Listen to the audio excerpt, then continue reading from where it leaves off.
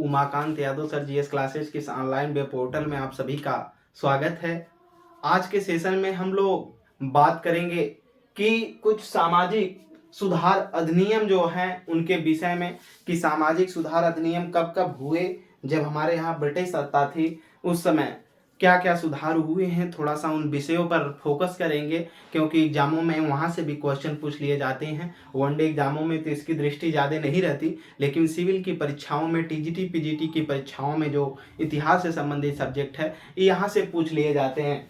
आइए देखते हैं। एक तरफ अधिनियम होगा, फिर वर्ष होगा, फिर गवर्नर जनरल या वायसराय होगा, फिर विषय होगा। ठीक, तो इनको हम एक एक करके देखेंगे।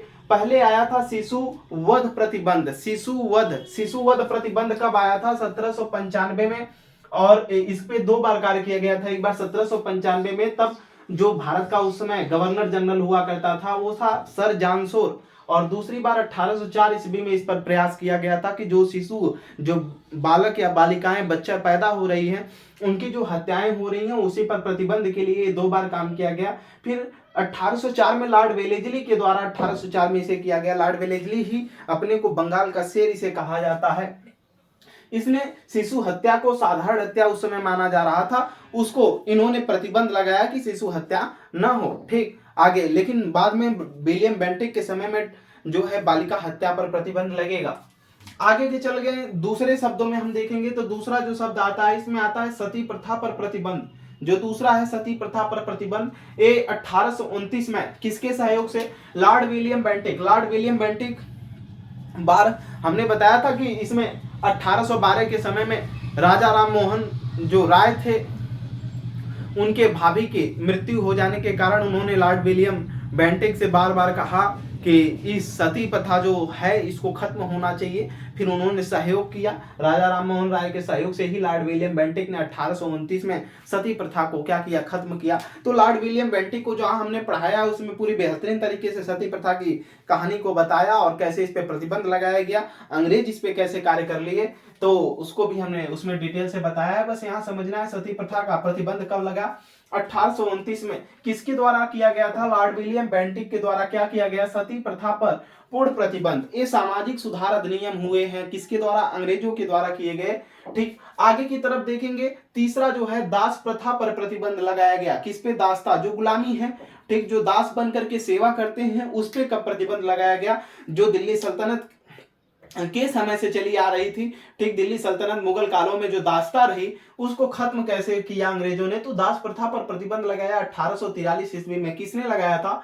लॉर्ड एलनबरो ने लगाया था। कौन लगाया था? लॉर्ड एलनबरो ने। कौन? लॉर्ड एलनबरो ने लगाया था यहाँ पर। ठीक, दास प्रथा पर प्रतिबंध लगाया। तो इसने क्या किया? लॉर्ड एलनबरो ने दासता को प्रतिबंधित कर दिया, दासता को खत्म कर दिया। आगे की तरफ देखेंगे, विधवा पुनर्विवाह अधिनियम। ठीक, किसके समय में आया? ये लॉर्ड कैनिंग के समय में आया था कि जो महिलाएं हैं जिनके पति मर जा रहे हैं, जो विधवा हो जा रही हैं, उनका जीवन यापन कैसे हो। क्या हमारे भारतीय समाज में आज भी कई धर्म ऐसे हैं जिसमें दूसरा विवाह करने पर प्रतिबंधित माना जाता है, जो सनातन हिंदू हैं, लेकिन अब जारी है। तो हिंदू विधवा पुनर्विवाह अधिनियम में यही कहा गया, जो ये विधवा पुनर्विवाह अधिनियम था इसमें कहा गया 1856 में लॉर्ड कैनिंग उस समय भारत का क्या था? वायसराय। ठीक, और इसी के उस समय गवर्नर जनरल था। वायसराय तो 1858 के बाद होता है, लेकिन गवर्नर जनरल था। इसी ने क्या किया? विधवा पुनर्विवाह अनुमति दी कि जो महिलाएं हैं उनके पति अगर एक्सपायर हो जाते हैं तो दोबारा क्या कर सकते हैं? विवाह कर सकते हैं। आगे की तरफ देखेंगे, पांचवा civil marriage act. Civil marriage act ये 1872 में आया। लॉर्ड नॉर्थब्रुक इस समय भारत का क्या था? वायसराय था। ठीक, सिविल मैरिज एक्ट, इसमें क्या हुआ? सिविल मैरिज एक्ट में क्या कहा गया कि जो विवाह की आयु होगी, जिसमें योग्य कौन विवाह की योग्य माने जाएंगे, पहले बाल विवाह प्रचलित था, तो उसमें विवाह की योग्य की जो आयु रखी गई थी उसमें कहा गया कि अगर लड़की 14 वर्ष का है, लड़का 18 वर्ष का है, ठीक, इतनी न्यूनतम आयु अगर है दोनों की तो वो विवाह की योग्य है, उनके विवाह किया जा सकता है। आगे की तरफ देखेंगे, सम्मति आयु अधिनियम आया। क्या? सम्मति आयु अधिनियम कब आया? 1891 में आया। उस समय भारत का जो वायसराय हुआ करता था लॉर्ड लैंसडाउन हुआ करता था। कौन? लॉर्ड लैंसडाउन हुआ करता था। इस समय कहा गया कि जो लड़कियों के लिए विवाह के योग्य आयु जो रखी गई थी वो 12 वर्ष निर्धारित की गई। पहले कितना था? 14 वर्ष, लेकिन इसको फिर घटा करके कितना कर दिया गया? 12 वर्ष निर्धारित किया गया। फिर आगे की तरफ देखेंगे, शारदा अधिनियम आया। क्या? शारदा अधिनियम आया। समय समय पर अलग अलग अधिनियम जारी हुए हैं।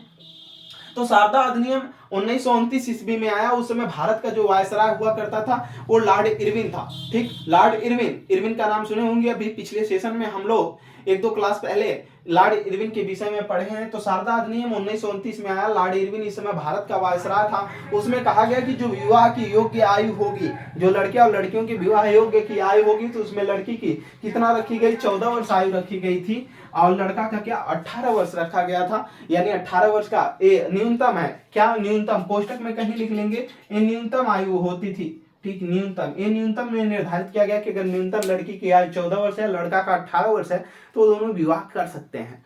ठीक, आगे की तरफ देखेंगे, हिंदू महिला संपत्ति अधिनियम आया कि जो हिंदू महिलाएं, हमारे हिंदू धर्म में पहले की ये हुआ करता था कि कोई भी अगर व्यक्ति है वो दूसरे धर्म को अपना लेता है, या वो महिला दूसरे से शादी कर लेती है, तो उसको संपत्ति दी जाएगी या नहीं दी जाएगी, इसका मामला का विषय था। तो जो सनातन धर्म हुआ करता था उसमें अगर कोई भी व्यक्ति सनातन धर्म को छोड़कर किसी अन्य धर्म को स्वीकार करता है तो उसको संपत्ति नहीं दी जाती थी। लेकिन अंग्रेजों ने इसमें फिर से सिस्टम बनाया और उसमें क्या किया? हिंदू महिला संपत्ति अधिनियम आया 1937 में। उस समय भारत का जो वायसराय हुआ करता था वो लॉर्ड लिनलिथगो हुआ करता था। ठीक, लॉर्ड लिनलिथगो के समय में क्या हुआ? हिंदू महिलाओं को संपत्ति का अधिकार मिला कि जो महिलाएं हैं इनकी संपत्ति में अधिकार होगी, न कि पति का पूर्णतः अधिकार होगा। इसमें क्या होगा? महिलाओं के संपत्ति का भी पूर्णतः क्या होगा? अधिकार होगा। तो ये रहे सामाजिक सुधार अधिनियम, जिसको आप नोट करेंगे। आज के सेशन में इतना ही। फिर मिलते हैं हम आपसे अगली कक्षाओं में। Umakant Yadav sir GS classes में जुड़ने के लिए आपका बहुत बहुत धन्यवाद। ज्यादा से ज्यादा इस चैनल को शेयर करें और प्रीवियस ईयर के क्वेश्चन को जरूर लगाएं, तभी आप आगे की तरफ बढ़ सकते हैं। Best of luck. Umakant Yadav sir GS classes में जुड़ने के लिए आपका बहुत बहुत धन्यवाद। प्रणाम।